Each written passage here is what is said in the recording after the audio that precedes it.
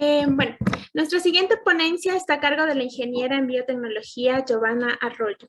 Desde abril del 2016 a abril del 2022 se ha ido perfilando en el campo investigativo de la nanociencia en el Centro de Investigaciones de la Universidad de las Fuerzas Armadas ESPE.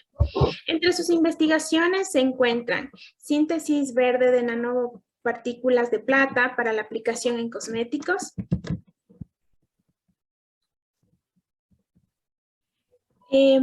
perdón. También el desarrollo de células híbridas para la producción de energía y síntesis y caracterización de nanopartículas de plata preparadas con carrasquilla y evaluación de su actividad fotocatalítica.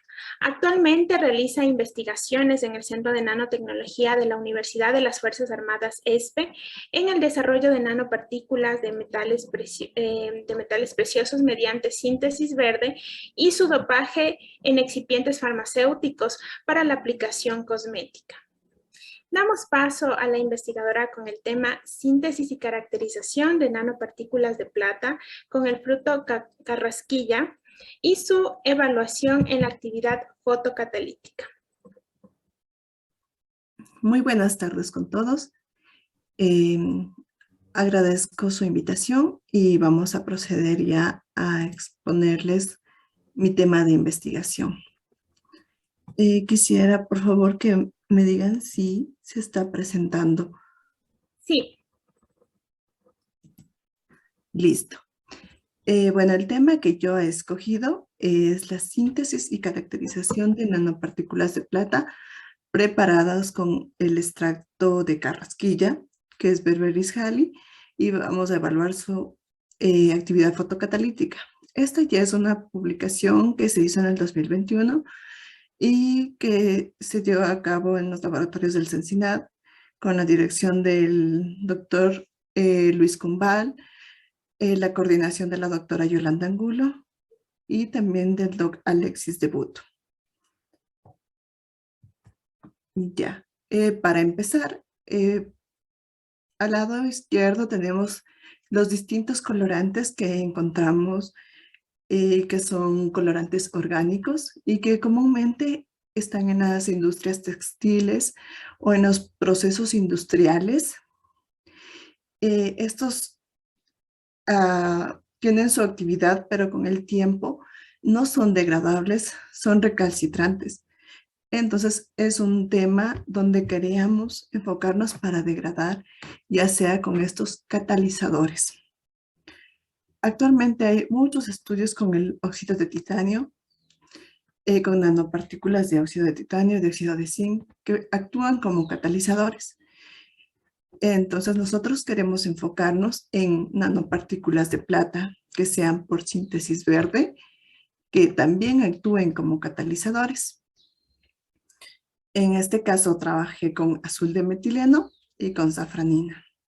Como vemos al lado derecho está el grupo aromático. En el caso del azul de metileno vemos central este anillo que sería el grupo tiazino y acá el grupo fenilfinacina. Entonces aquí es donde vamos a combatir y a continuación les voy a dar el detalle de cómo se inició. Primero es con el extracto. Ya, aquí en el Centro de Nanociencias se han estudiado ya con anterioridad algunos frutos conocidos y comunes. Entonces, mi interés también era introducir frutos que están en la especie silvestre, frutos que no son conocidos, que únicamente crecen y con el tiempo se comen los animales y se va. Entonces yo quería aprovechar y a la vez consultar más allá. Lo primero que se hizo fue buscar en la Católica, comparar las plantas y así pude deducir que esta era su familia, su género, su especie. Además que se encuentra en todos los arbustos de los Andes y que justo están en los páramos andinos. Más allá, con más investigaciones, se pudo encontrar que todos estos frutos coloridos que son rojos, morados, son propios de los antocianinas. como vemos aquí, están las estructuras. Esta es una estructura general de la antocianina. Pero estas tienen un subgrupo, como vemos, la malvidina, peonidina, cianidina y otras más. ¿Cómo las distingo? Únicamente por el cambio de sus grupos funcionales. En el anillo B tienen sus uniones, ya sea en el carbón primario, secundario, de grupos alcohólicos o grupos metoxis. Entonces, como bibliografía ya partíamos de esto. Ahora, el objetivo era extraer los frutos, como vemos aquí, un arbolito con sus frutos, extraer, sacar las impurezas, lavar. En este caso no se procedió a secar, sino se procedió a licuar de forma inmediata. Una vez licuado, ¿con qué le pusimos? Con un solvente polar. En este caso es metanol puro y una pequeña proporción de ácido clorhídrico. ¿Con qué objetivo? Queríamos mantener un pH ácido, ya que todas las especies se conservan mucho mejor cuando están en ácido y en seco. No tanto mucho mejor, sino se prolongan en el tiempo y puedo utilizar cuando yo desee. Y así evito estar recolectando siempre muestra y evito utilizar más solvente, más tiempo, con una buena extracción. Ya, una vez ya macerado, concentrado en un rotavapor, bajo condiciones de presión, temperatura y velocidad de rotación, por varios días sigo concentrando con el fin de sacar todos sus metabolitos secundarios, que ya los había mencionado, que son las antocianinas. En el rotavapor llegamos a tal punto de que se concentre totalmente, que llegue a estar polvo. Depende igual cada extracto. Hay extractos que no se pueden secar en su totalidad, entonces nos toca ir más trabajando, concentrando más o agregando otro tipo de solventes que nos ayuden a tener seco completamente. En este caso, la carrasquilla sí se pudo tener seco. Bueno, utilicé un poco de diclorometano para quitar, porque es melcochoso. Cuando son frutos es un poco más difícil tratar que cuando son pétalos. Como se sabe, los frutos contienen más grasas o son más azúcares. Ese sería el término. Bueno, una vez ya pasado esta fase, en polvo le trituramos y le conservamos en un desecador bien cerrado. Y como les había mencionado, nos funciona todo el rato que queramos, ya que más posterior les voy a indicar por qué digo que se conserva muy bien. Ahora, aquí está igual un esquema rápido de cómo se sintetiza con síntesis verde. Primero, anteriormente yo ya tenía mi extracto en seco, entonces yo tomo una alícuota y le hago un extracto acuoso. Al rato que está acuoso, en una determinada concentración, yo puedo monitorear, hacer unos ensayos a diferentes pHs. En este caso ya está a pH 12 porque es el que está estandarizado. Como ya está a pH 12, vemos que tiene una coloración verde oscura que al interaccionar con el nitrato de plata, en este caso nuestro precursor es el nitrato de plata. Al interaccionar vemos que inmediatamente hay un cambio de coloración. Y cuando lo ponemos a incubar, lo que hacemos es monitorear y ver que no siga creciendo más. Es monitorear que en un punto ya creció y no va a crecer más. ¿Cómo le monitoreo? Leyendo siempre en el espectrofotómetro UV-Vis. Una vez que veo que está igual, yo puedo sacar mi muestra y conservarle. En este caso se conserva a 4 grados centígrados en la refrigeradora y se lo tapa muy bien con un parafín. También para tener más cuidado con la plata es necesario ponerle papel aluminio para evitar la interacción con la luz. Ya. Ahora, como ya resultados, como les había mencionado, aquí está un estudio en la figura 1, el estudio del extracto. Y con el tiempo vemos que sus bandas permanecen el extracto está sin ningún cambio. Igual se estudió su pH, se percibió el olor, entonces se mantiene en estado acuoso. Esto fue necesario también para ver qué tiempo en estado acuoso me va a durar. Y como vimos, va bien. ¿Por qué? Porque tiene un pH ácido. Aquí es el equipo que utilizamos en el Sensinat. Y también aquí ya evaluamos lo que son los ensayos para obtener mis nanopartículas. En la figura 2 vemos las distintas concentraciones de extracto. Como les había dicho, partimos de mi extracto seco y con agua voy estableciendo qué concentración voy obteniendo. En este caso se puso 4 concentraciones a pH 12,5. Es importante decir que de 350 a 450 se encuentra la banda de la plata. Eso ya por muchos datos bibliográficos. Y que la información que hay de 180 a 200 es mi materia orgánica. En este caso, vemos que está como saturado ya para 40 y 60 miligramos. Entonces, aquí yo puedo concluir que con 10 y con 20 miligramos es la cantidad suficiente para tener nanopartículas de plata. Y además que con poco extracto ya tengo así, no trabajo con tanto extracto, no me lo acabo de inmediato. Entonces son medidas que se fueron estableciendo conforme se iba haciendo el estudio. También aquí en la figura 3 se hizo pruebas con distintos pHs. ¿Por qué? Porque en bibliografía veíamos que cuando está mi extracto en estado alcalino iba a formar nanopartículas. Era un hecho. En este caso queríamos comprobar qué sucede con distintos pHs. Como vemos, con pH 7,5, este extracto está en estado alcalino, pero no ha crecido. Vemos la línea en negro. Aquí en pH 9,5 ya hay presencia de nanopartículas de plata. Vemos que su banda es ancha. Entonces, nuestro objetivo es obtener unas nanopartículas monodispersas, mayor cantidad. Entonces, por ese caso, cogemos el pH 12,5, ya que su banda es más angosta. Y por la teoría de Mie, dice que conforme es más angosta, tiene una sola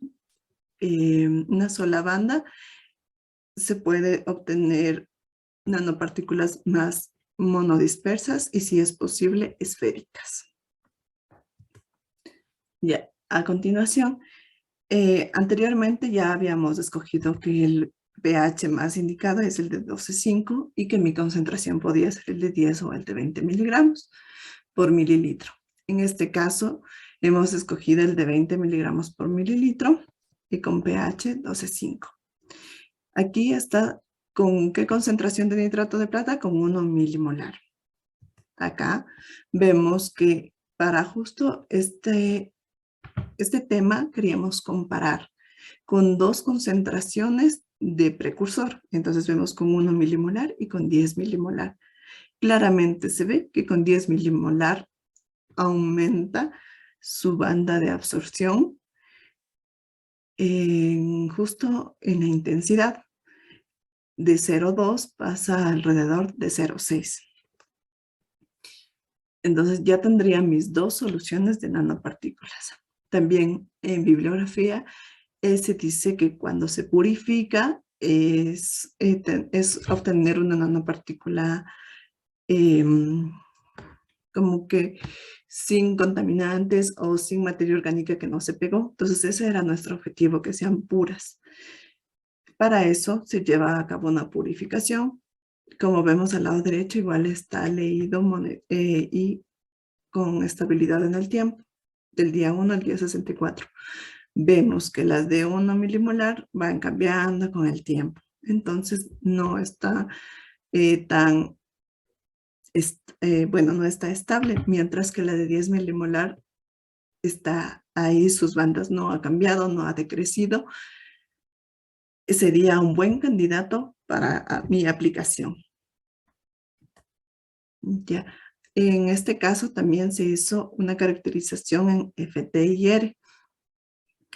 En este caso se utilizó el FTIR Agile Carry. Nuestras muestras fueron puestas en seco para así obtener con mayor precisión nuestras bandas. Como vemos, tenemos el extracto y mi mejor candidato de nanopartícula, que es la de 10 milimolar. Podemos observar que lo que aquí tenemos son los grupos funcionales de mi compuestos. Vemos que conservamos los mismos grupos OH, CH, los carbonilos en las mismas posiciones. Estas son las posiciones de 4000 a 500. Vamos viendo los dobles enlaces de los carbonilos, los CHs. Ahora, aquí sí hay unas pequeñas diferencias.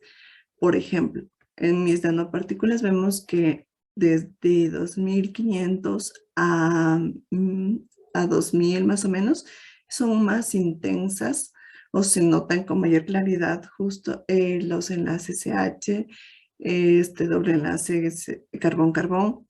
¿Por qué? Porque es posible que aquí cuando se cambió mi pH hace que se alborote en sí mi estructura y estén desprotonizados, entonces están más expuestos y las zonas más expuestas son donde van a formarse, van a unirse mis iones de plata.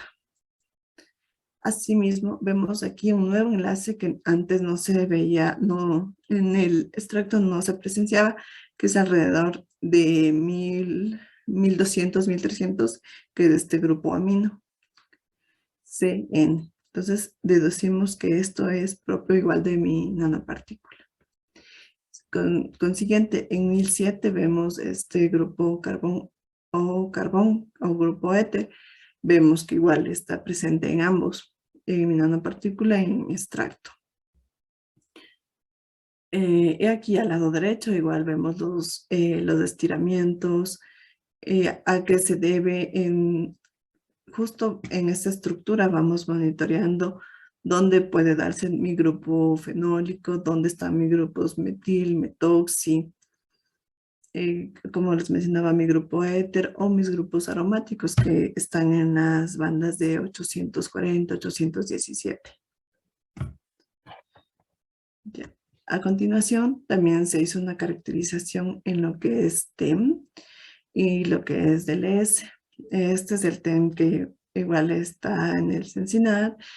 Se trabaja con condiciones de 80 kilovatios y con las mesh de cobre se puede diferenciar. Justo el A es mi nanopartículas de plata 1 milimolar de nitrato de plata y el B es de 10 milimolar de nitrato de plata.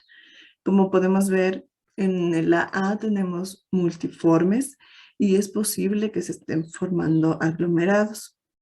Mientras que en mi imagen B vemos que tenemos varillas, círculos y que están dispersos en todo el mesh. Esto me ayuda igual para mi aplicación, que yo vea que estén en todos lados, significa que voy a tener mayor área de actuación para degradar mi colorante. Estas nanopartículas también es necesario ver su tamaño hidrodinámico. En este caso hidrodinámico no es su tamaño real, sino es solo su tamaño hidrodinámico, como se dice, en su medio acuoso. Aquí vemos sus tamaños en 1 milimolar y en 10 milimolar.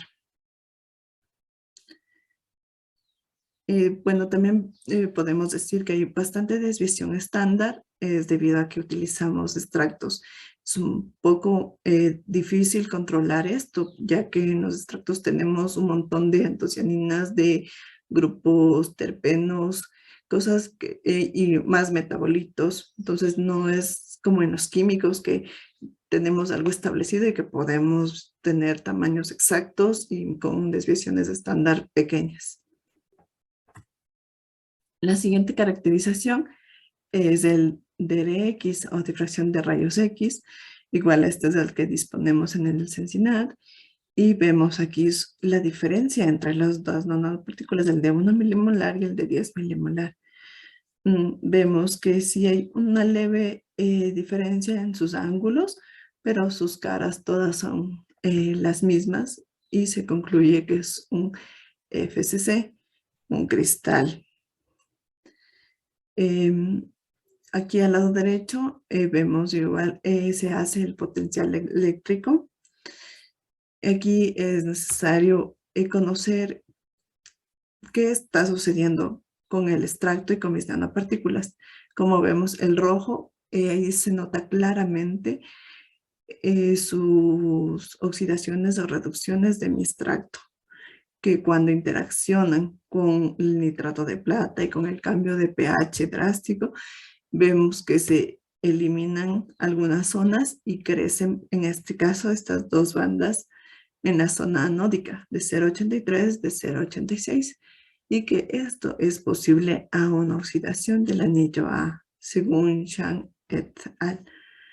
Ahora, para esto de catalizadores es necesario hacer estos ensayos eléctricos, ya que estos me ayudan a determinar mi gap. ¿Qué es mi gap? Es mi energía de banda prohibida.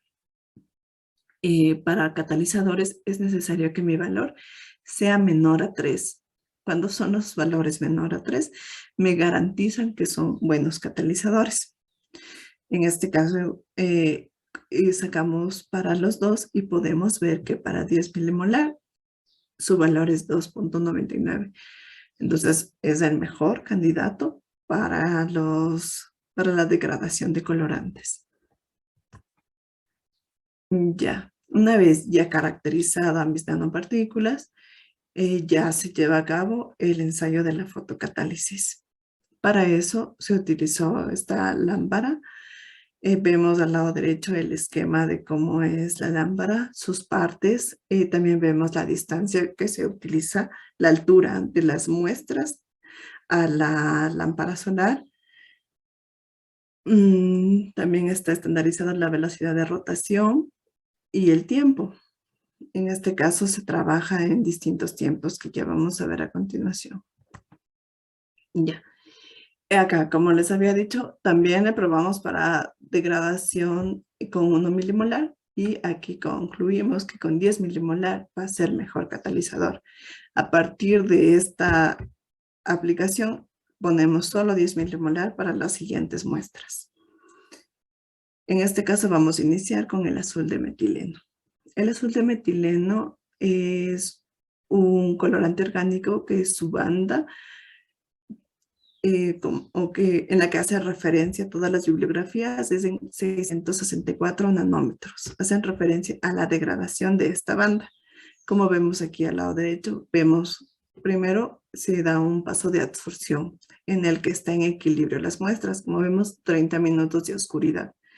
Una vez que se dio el equilibrio, se procede a llevar a la lámpara solar por 3 tiempos, a 40 minutos, 60 y 90. No sé, también se evaluó más tiempos, pero se vio que a los 90 minutos ya no baja más significativo. Entonces, lo ideal es dejarle hasta el punto que no se ve más cambios.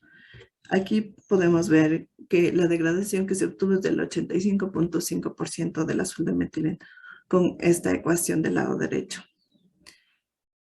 También es necesario sacar mi ecuación, a qué modelo está ajustado. Entonces, podemos ver que esto es un modelo de primer orden, porque mi R de correlación está 0,99 y también puedo así sacar mi constante, que en este caso es 0,0092 minutos a la menos 1. El siguiente, ahora con la safranina, la misma nanopartícula, primero los 30 minutos de oscuridad. En este caso solo fue necesario hasta 60 minutos, ya que cuando se dejó hasta 90 minutos no bajaba más y entonces se establece que a los 60 minutos es suficiente y con eso se obtiene 57.24% de degradación. Asimismo, aplicando esta ecuación. Y también se deduce la ecuación de primer orden y vemos que esta tasa de degradación es mucho menor.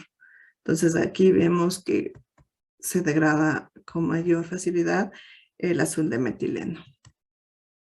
Acá igual, al lado derecho vemos una combinación de, perdón, me olvidaba que en la safranina la banda importante o la banda que monitoreamos es en 518 nanómetros. Ya, ahora, en la combinación de ambos colorantes orgánicos, ambos igual a 10 miligramos por litro, vemos aquí la banda de 518 y la banda de 664 nanómetros. Entonces, también era como objetivo ver qué sucede en este caso cuando se combina, ver si no se superpone.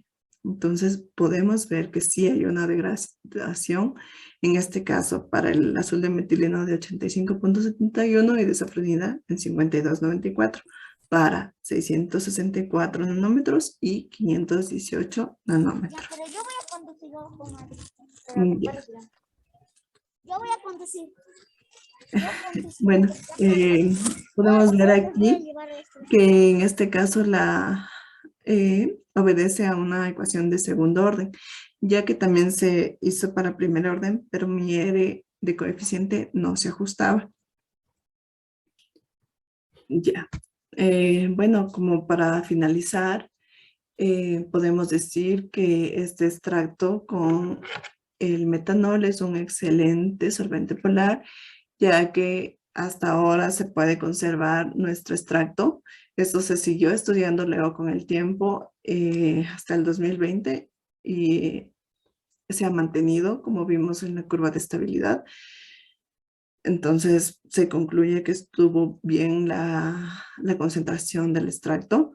Y para nuestro ensayo se estableció la concentración de extracto de 20 miligramos por mililitro, el pH para trabajar de 12.5 y la incubación a 40 grados durante 1 hora. También la purificación se lleva a cabo por centrifugación y luego ya se liofiliza, ya que estos ensayos fueron mejor, se obtuvo mejores resultados liofilizados, es decir, puestos en seco, medido el peso de nanopartícula, ya que si lo hacíamos en solución se degradaba, pero no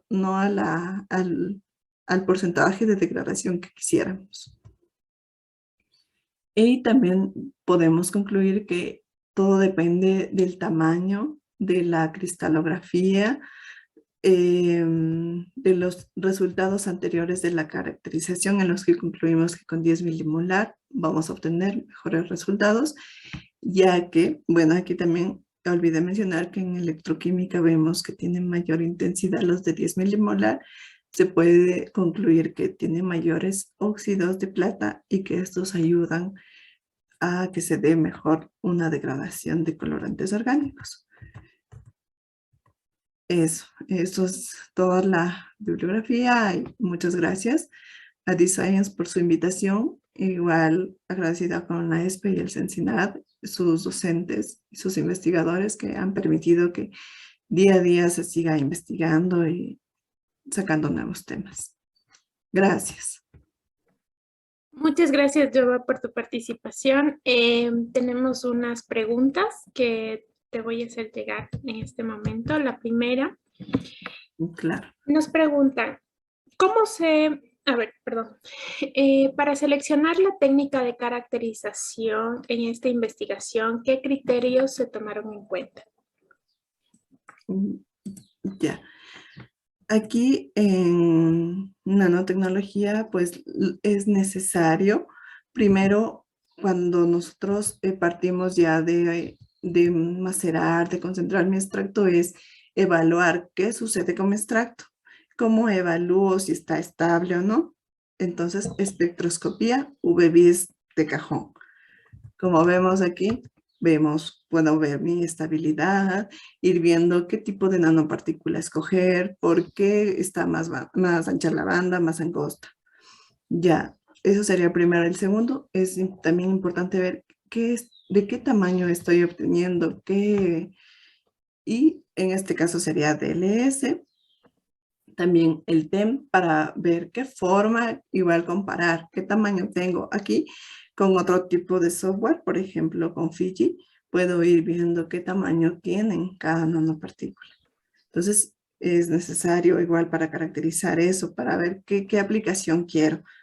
Por ejemplo, en este caso estaba bien este tamaño, pero por ejemplo en aplicaciones biomédicas utilizan nanopartículas de oro de 2, de 4 nanómetros. Entonces es necesario saber que yo tengo ese tamaño para esa aplicación. Entonces esos son los parámetros y considero que son los más importantes. La espectroscopía BEVIS, el DLS, en este caso TEM, si no se dispone de un TEM, un STEM, que también nos permite visualizar las imágenes, la forma, los tamaños. Esos son como que los más importantes de cajón. Listo. La siguiente pregunta dice, ¿qué puedo hacer para prevenir la oxidación de mi extracto acuoso? Ya, lo que es más importante para evitar la oxidación es mantenerlo en seco. Bueno, aquí en esta imagen, tal vez me equivoqué, el gráfico tenía que ser como unos puntitos. Cuando se conservan, cuando están en un desecador bien cerrado al vacío, en polvo, no necesito estar evaluándole cuando ya esté en estado acuoso, porque en estado acuoso por el agua algún rato se me va a oxidar. En caso de que mi extracto no pueda conservarse en estado sólido y solo lo tenga en acuoso, lo más recomendable es que esté en la refrigeradora y bien cerrado. Y igual monitorear cierto tiempo para evitar que se dañe.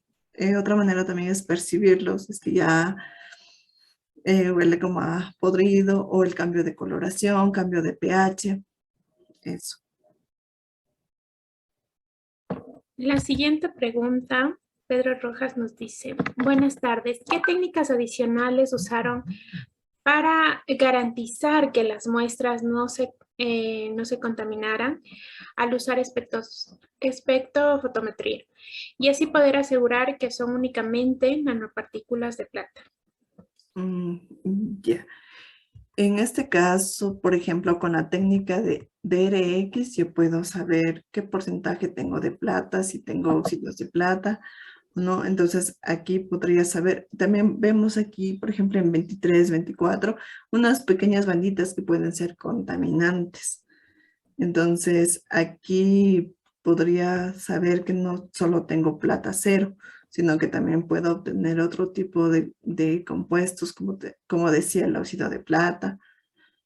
Entonces, con estas técnicas, igual con el de voltametría, puedo deducir que tengo otros compuestos o que no se está reduciendo totalmente mi extracto, que tengo todavía, en caso de que se me viera acá una banda. Con estas técnicas podría saber más claro. Ujú. La siguiente pregunta nos dice, buenas tardes, felicidades por la presentación. Una duda, en las curvas de absorción del azul de metileno, ¿qué significan las curvas que están antes de los 600 nanómetros? ¿Y por qué también disminuye su intensidad cuando aumenta el tiempo de irradiación? Además, ¿cómo se recuperan las nanopartículas de plata después del tratamiento fotocatalítico? Ya. Respondiendo a esto, bueno, las bandas anteriores también son del azul de metileno. Sí dicen que tienen 200, 300 nanómetros, pero como he visto en bibliografía, más se enfoca en la degradación del de 664 nanómetros, mientras que las otras bandas que vemos son de las nanopartículas en interacción con mi colorante. Por eso puedo ver esta banda grandota que está en 420 porque es de mi nanopartícula. Y vemos que claramente una vez que interacciona, disminuye totalmente y le cambia el color, como vemos aquí. A lo que yo expongo en mi lámpara solar, tal vez este sí, a los 30 minutos vemos que está más abajo. ¿Por qué? Primero porque ahorita está en oscuridad. Cuando yo la expongo a la luz, como decía que mis nanopartículas son sensibles a la luz, pues puede haber todavía más un crecimiento.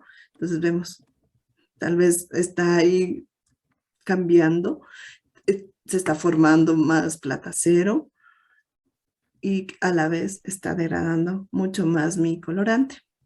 Asimismo con los otros casos, aquí vemos mi nanopartículas, mi nanopartículas. En este caso, en este rosado no se nota claramente porque justo en la de 518 tengo un incremento de lo que es la safranina.